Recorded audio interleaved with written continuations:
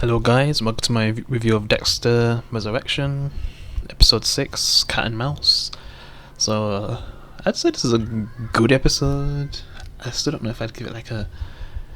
I think I'd say like maybe 7.5. I still can't say 8 with this episode. I know a lot of people are just like giving this like 9, 10 out of 10 ratings, but for me it's just not...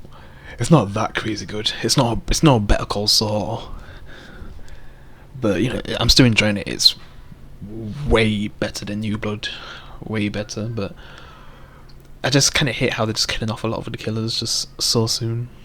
Yeah, and obviously spoilers, you know, Mia dies in this episode. Basically, the Gemini killer kind of says like, he feels like, you know, she could snitch and just basically expose everything. So this could also affect Peter Dinklage's character, so he decides to kill her. Even though she might not have snitched, but he didn't want to take any risks, so he ends up killing her, I guess. Yeah.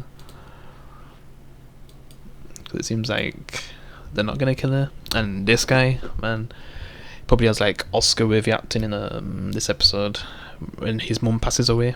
Yeah. Because I can't imagine what I'd do if something like that happened to me, man. That's crazy. Like, he seems like he's broken. It's like his whole world's just falling apart. Yeah, he does have all his family around him, but literally the most important person in his life is like gone, and he just doesn't know how to take it. And then just Dexter's there in the middle of it. And even Harrison's willing to help him, which is just crazy how quick their relationship's just gone from like, I want nothing to do with you, to like, okay, I'll give you like one of my suits from work so you can go to the funeral. Like, bruh. And Harrison talks a bit about, I guess his mum, well, Hannah, not his actual mum, but you know, you could say his stepmom Hannah. I just wish we actually got some flashbacks, and I feel like if we actually got a Harrison show, we probably could get that. And it's just, I have to give it to this show, even though I'm not like loving it. Like, it's like I'm giving 9 out of 10 ratings, 9 or 10 ratings. It's still making me actually want to see a Harrison spin-off now. So you've at least achieved that. Though, but since Dexter and Harrison are together, I mean, there'd be no point to do that now. So, and you really could just, they're basically developing Harrison in this show while having Dexter, because, you know, if they stick with the original plan with Dexter being dead, and, you know, Harrison was basically responsible, no one was gonna watch that show. It would have got bad ratings, even if they tried so hard to make you like him, because that's what they're doing in this show. They're trying a lot to make up for like New Blood with how much they badly with him, and like, my god, and then they killing Dexter. Just how annoying they made him. And they've just done so much, I guess, good development with him, trying to, you know, look for a job that he can do, look after this girl's kid that he likes. Yeah. But you know, I guess she doesn't feel the same way. And just seeing them together is nice, I guess. And this is just like beautiful, you know, these three together like that. Even though you know that Harry's not actually alive, but it's just cool, like literally seeing this image. It's just like cool, man. Yeah, because you know that Harry would be proud. He's just, because that's just basically thinking like, if Harry was still around, he'd be like, probably be proud of this. Yeah. And he ends up taking Harrison to I guess the wake, yeah, of his mother. And it's just funny that Dexter, out of all the characters, end up having like the most emotional effect to the son, to the point where the son could even talk, which I just can't imagine what you can do in that situation when you're literally the kid and your parents like passed away. It'd be hard to even talk, man. And you got this guy who's only known your mum for like a few days or weeks, and he ends up saying a lot more than you in comparison, which is crazy. And Dexter didn't even know what to say too. He just basically took a quote from what the mum said, and it just ended up making everyone cry. Yeah. And then she finds out that flipping Dexter's not even staying in this place. He just abandoned it. And then, you know, Harrison's just chatting with the other kids, I guess, asking, you know, what he should do with his life and stuff, and they're just saying like it's hard, I guess, out there. Yeah. So just trying to get advice from people. Yeah. Because Harrison's just trying to be a good person. Because I wouldn't say Harrison's a bad person. And I just like how, at this point, Dexter just realises he has a lot of Deborah inside of him. And it just sucks that they made someone that has a lot of qualities from my favourite Dexter character so bad in New Blood, where they're actually trying to make him good in this. To the point where I'd actually want a spin-off of Harrison now. because it's starting to feel more like the character he should have been. Like having a mixture of Deborah and Dexter. It's just that's a perfect combination, man. With what they're doing with Harrison. And it just sucks it took this long to get to this point. Yeah. But yeah, I've kind of already talked about this, so we'll just skip past this stuff. And then he gets a phone call from Peter Dinklage, I think, asking where he is because he knows he's not home. But he just basically tells that he just moved around after finding out, where he lived, just to convince him he's not, doing something bad behind him. Yeah. And Dexter, he thinks about applying to like college and stuff, but he just knows he doesn't have the money to pay for that tuition, man. As we've seen in flipping the Saints Row reboot, since that was the main goal of that game. I don't even know why I'm talking about the Saints Row reboot, but to think that was literally the main story of the Saints Row reboot. Man, we've got to pay these student loans, man. But then Dexter, he's literally getting like free money from Peter Dinklage, so he could easily like pay it for his son. He's seen all these problems, but literally Dexter could just easily solve them for him if he's even keeping the money, which I have no idea if he is. But yeah, he ends up babysitting the kid again, but I guess Harrison finds out the kid's kind of like having an infection or something to like a mole in his room, so he can't really sleep in his room. Yeah, because the manager of the place isn't really coming out to help, so she's trying to not pay rent, which probably isn't really a good idea. And then you got the scene where Mia's victim is talking to her, which, man, every time she's on screen, you just know she's gonna learn something new every time. Like, because people in like flipping the original Dexter, like Lagretta, Batista, you just know they're getting like not getting the full truth, so they don't really make no progress at all. Where literally every scene she has, she instantly learns something new that could get her closer to like taking down Dexter and Harrison. And that's why I just love her character. She's like the best cop in the show. Easily beats the cop in New Blood, who was like Dexter's girlfriend. Yeah, like, she's the best cop we've had in a long time. Yeah, and her partner seems alright, I guess, but man, she's just like she's too cool. Yeah. She has like the determination of flipping Deborah, but then some just next level flipping sense. Like, my god. But yeah, like she has like dope sense. But yeah, basically she works out that what he's saying's a bit off, because since he has to say what was happening to him when Mia was like doing things to him, and she says something about it being her first kill in New York, and then that's when she's like, wait, that means she must not have killed the person in the hotel. And then Batista ends up coming not long after and giving more information about Dexter being the Bay Harbor butcher instead of Dokes and all that. And Mia probably knowing she came across Dexter but not realizing and thinking it was Red. And then Batista wanted to go to the police station to show her, because if that happened, oh my god.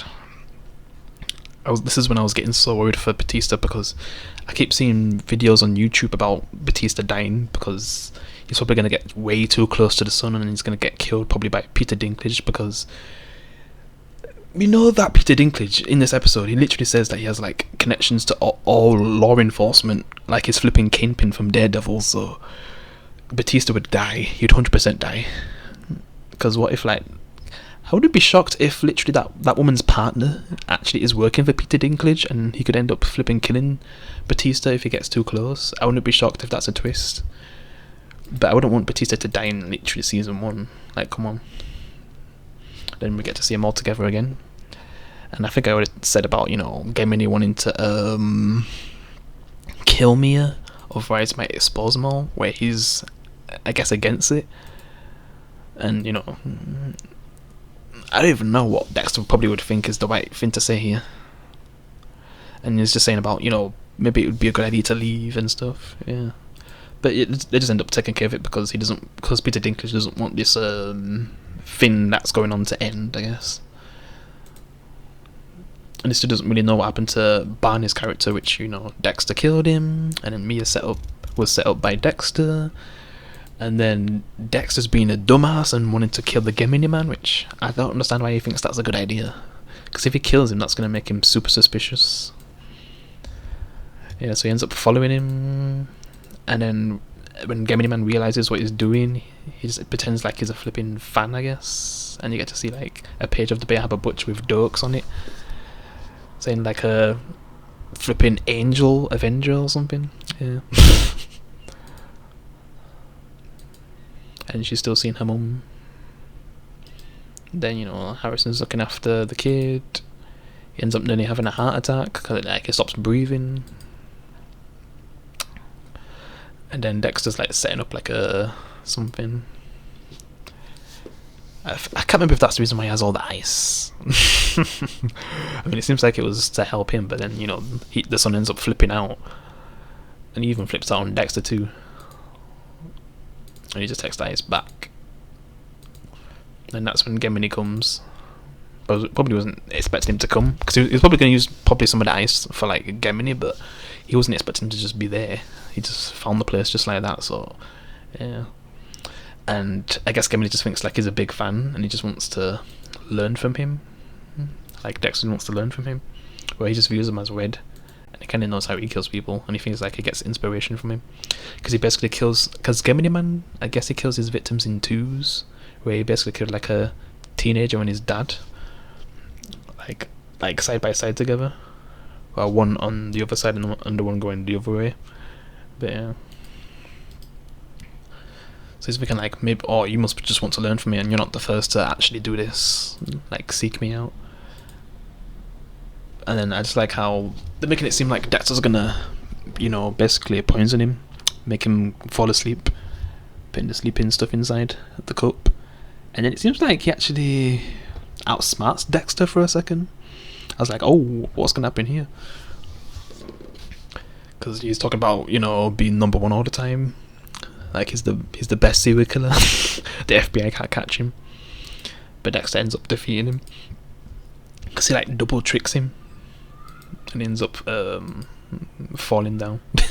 And just flipping, Dexter just takes the piss out of him, saying, "Who's number one now?" Yeah. And then Harrison's playing with the kid, but he ends up nearly not being able to breathe, and then he just reads some TMNT with him, some Ninja Turtles. And then the rent guy comes, the guy from Sopranos, but he's a complete asshole, saying he's not going to fix the mod unless, she pays for the rent. And he has a vision of killing him, stabbing him in the eye, but he decides not to do it. And the guy from Sopranos just calls him a lowlife. Yeah. He just says not to do anything, which was probably the best thing to do. And then Gemini wakes up, but Dexter doesn't even give him words, probably because of how egotistic he is. Dexter was probably listening to him for so long. He was just for the first time, he didn't want to hear what this guy was going to say, because you could just imagine what probably would have come out of his mouth. Yeah. So he just kills him straight away, but then he comes, and it just makes things even more awkward. He just literally comes to Dexter and reveals his whole life story about where he came from and how he was drugged and stuff and did awful things and killed people. Well, killed a person. But then his mum ended up saving him and taking him to New York, where he was able to have a better life. And if it wasn't for his mum, he probably would still be there, probably dead. So he kind of feels like he owes so much to his mum. Yeah. So he's just basically letting it all out to Dexter. He's just trying so hard to get an Oscar. Oh my god, he's going hard. With his acting. And at the same time, he's saying he doesn't want to allow any more darkness in his home, when Dexter's just literally killed a serial killer in his home and he has no idea. But then he ends up going to the bathroom where the serial killer's body is, and you're thinking oh shit. And he goes next to the flipping curtains where he's put him in the bathtub, but luckily he doesn't go in the bathtub, so yeah. But then Dexter just understands, and he appreciates sharing his life story, which Dexter wasn't expecting. Yeah. And then he ends up giving, but at least Dexter actually does listen, because he actually gives that same advice to Harrison, because Harrison just feels so lost right now. He's wanting to do some bad things, and he feels like he can't control himself, but Dexter just tries so hard to be there for him, and just basically uses his friend's words don't focus on the past, focus on the present, move forward, always move forward. I just basically took the piss with flipping Luke Cage, if you know, with the barber guy. Yeah, he was basically Luke Cage's father, man. His real father. Because his real father in Luke Cage wasn't really the best. Yeah. But yeah, look, hopefully Harrison actually takes that advice, and he basically says you just remind me of Deborah, the one, she kind of cares a lot about things, especially if she does something bad. But that's kind of a good quality as well. Otherwise, you just be like Dexter, not even caring if you literally killed anyone. Because because Dexter, he probably can just get over death so quickly. I mean, it's probably deaths that do stick with him, like Rita and stuff, and of course his sister. And literally, he's seen his dad his whole life, even after he died. So yeah, there's deaths that obviously stick with him, but then it's probably others where it's just like, oh well. Like, he doesn't really have to think about it as much. Where Harrison is going to be on his mind 24/7, man. Yeah. So he tries his best to, be there for his son at this point. But then he has to go meet up with these people. We find out that, Mia's basically dead. So I guess you could say. But man, I'm just thinking, like, the guy next to Batista, he's probably like, he knew this was gonna happen. He could tell that, Batista was getting close. And to me, that just rings a huge bell that he's literally the inside man for Peter Dinklage. He's probably like already got it set up, and he knew that Batista was getting close, so he killed Mia. I feel like that's the main reason why she had to die. It was because of Batista, and she probably would have actually said something if she found out that Wed was Dexter Morgan, possibly the Bay Harbor Butcher. Like, she probably would go crazy. But we never get to see that, and she died. And I feel like it should be skipping like so many episodes of story if she actually got to meet with Batista. Yeah, like things were just going a completely different direction. But yeah, it seems like Gemini's not going to make it because, Dexter killed him, but then we get like a huge twist, I guess. And Dexter's even shocked as well. He's still alive! No, I'm joking, it's actually his brother. He actually has a twin brother, which is just a genius kind of thing to do. Yeah. Like, my god, that's actually clever. Yeah. So Dexter's just like, what the hell? But he didn't try to get in touch with his brother, like, to see where he is or anything. But yeah, that's just funny. So it's kind of a red to like keep the same actor, because I was kind of getting disappointed that they're just killing off all the flipping killers, and Mia still dies, so it's kind of still the same. But at least Gemini is still basically around and a threat. And then you got the other guy from Modern Family, and we have no idea where they're going right now. So that's intrigued me for the next episode, I guess. Yep, and that's what I got to say, really. I'd say it's a great episode. 7.5 out of 10. I don't love it, but it's having some good. They're doing some really good stuff with the side characters. Like, if you count Harrison as even a side character, because obviously Dexter's the main character. But then you got Harrison, you got the friend of Dexter who is letting him stay, who's letting Dexter stay at his home, and he's just literally gone so far to be a part of Dexter's life and actually help him out. And then, when his mum died, he just feels like he can just say so much to Dexter. So yeah, I'd say like that black guy's a great addition, man. Probably one of the best black guys I've had in the show since Jokes, because he's just like proper human, and I just can't imagine how he'd react if he found out Dexter was a serial killer. I don't even know what he'd think about him, but finding out that he literally has killed someone before, and it's hard to know why he killed him. Like, maybe it was someone that was actually doing the bad stuff to him, so he had to kill him. So maybe if you found out that Dexter was a serial killer, but he only kills bad people for the most part, maybe he'd actually understand. But he'd still be horrified. And he said, like he said, he didn't want no more darkness. He didn't want to have any more darkness in his life. Otherwise, I don't know if he thinks he'll backslide, and especially without his mum's guidance. But yeah, that's it. That's all I got to say. It's a great episode. I know more people are enjoying it way more, which I'm happy for them. And it's a good show, of course, but I don't know, I just feel like there's something missing to make it more like perfection, like Better Call Saul or, the original show. But I'm just happy it's not dog shit like the Walking Dead spin-offs, the Power spin-offs, and New Blood. Yeah. Because I know there's people out there who probably still enjoy flipping the Walking Dead and Power spin-offs. They're just trash writing to me. Well, this is actually good writing that could be even better. And since this will probably get a season 2, probably would get better, yeah. But yeah, that's all I've got to say. Appreciate you watching. Appreciate you give me a like. I'll see you in the next one. Peace.